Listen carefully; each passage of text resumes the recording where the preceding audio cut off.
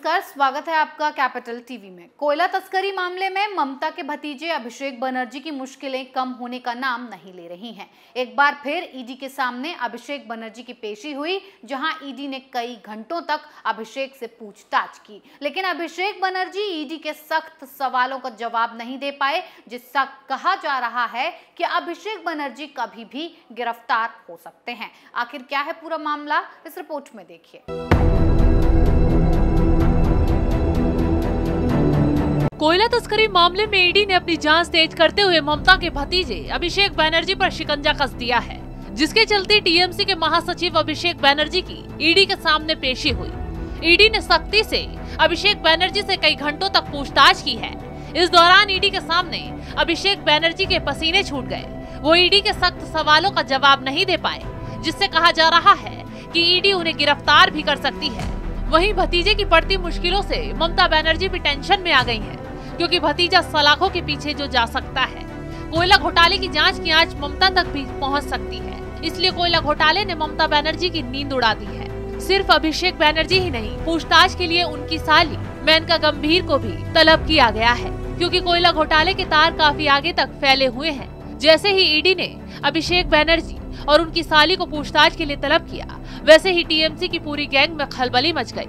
वहीं अभिषेक बनर्जी से पूछताछ को देखते हुए सीजीओ कॉम्प्लेक्स के आसपास बड़ी संख्या में पुलिस बल तैनात किया गया। अब अभिषेक के बाद 5 सितंबर को उनकी साली मेनका गंभीर से पूछताछ की जाएगी। वहीं ईडी अधिकारियों का कहना है कि उन्हें पूछताछ के दौरान लंदन में गंभीर के बैंक खातों के बारे में और जानकारी हासिल करनी है, जिसके जरिए कई लेन देन किए गए हैं। इससे पहले केंद्रीय जांच एजेंसी ने डायमंड हार्बर सांसद से मार्च में अपने मुख्यालय में करीब 8 घंटे तक पूछताछ की थी। मामले में मई में सुप्रीम कोर्ट ने अभिषेक की एक याचिका के बाद ईडी को निर्देश दिया था कि केंद्रीय एजेंसी दिल्ली के बजाय कोलकाता में सांसद और उनकी पत्नी रुजिरा से पूछताछ कर सकती है, जिसके बाद ईडी अब कोलकाता में ही इनसे पूछताछ कर रही है।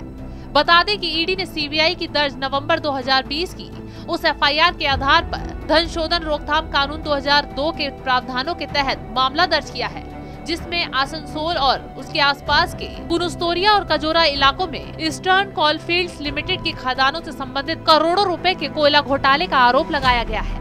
ईडी ने इससे पहले दावा किया था कि टीएमसी सांसद इस अवैध कारोबार में मिले पैसे के लाभार्थी हैं, जिसको लेकर अब उन पर शिकंजा कसा जा रहा है। तो अभिषेक बनर्जी से ईडी ने बैंक खातों के लेन देन समेत कई अहम जानकारियों को लेकर पूछताछ की, जिसमें कई अहम सबूत ईडी के हाथ लग गए हैं। इसी के साथ अब 5 सितंबर को अभिषेक की साली से सवाल जवाब किए जाएंगे, जिससे ममता बनर्जी की टेंशन बढ़ गई है, क्योंकि कोयला घोटाले की जांच की आंच ममता बनर्जी तक भी पहुंच सकती है। इस खबर में फिलहाल इतना ही। बने रहिए कैपिटल टीवी के साथ। नमस्कार।